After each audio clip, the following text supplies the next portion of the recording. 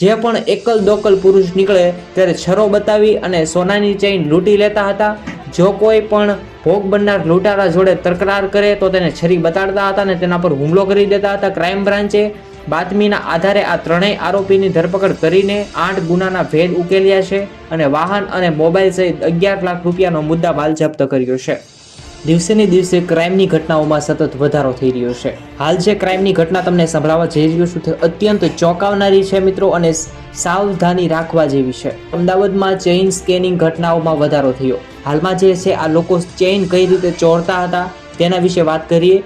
Crime બ્રાન્ચે Shivsinh ઉર્ફે આસુ, સિકરવાર દિલીપ ઉર્ફે ભૂરો રાજપૂત અને સજારામ ઉર્ફે સોનુ યાદવની ધરપકડ કરી। આ તમામ જે આરોપી છે તે પોતાના મોજ શોખ પૂરા કરવા માટે આરોપીઓ અમદાવાદ શહેરમાં નિકોલ, નરોડા અને રામોલ જેવા પૂર્વ વિસ્તારમાં સોનાની જે ચેઇનો હોય તે આ લૂંટચાટ કરતા હતા અને આરોપીઓ સાંજે કે રાત્રે બાઇક લઈ અને નીકળતા હતા અને માત્ર પુરુષ જે છે તેને ટાર્ગેટ કરતા હતા।